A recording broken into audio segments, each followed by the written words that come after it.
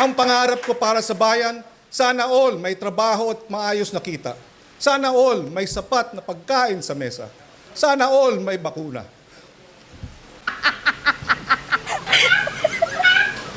Sana all ligtas sa sakit. Sana all may sariling tahanan.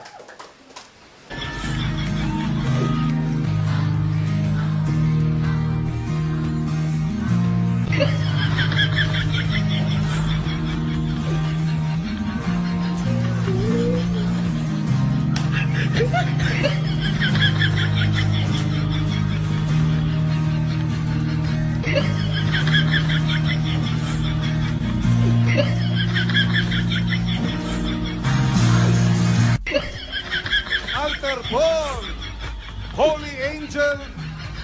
Siya po yung nabanggit ko kanina. Siya po ang pinaglalaban namin ni Vice President Lenny para mayangat ang buhay nila at ating mga magsasaka at mangingisda. Palakpakan po natin ang ating mga magsasaka.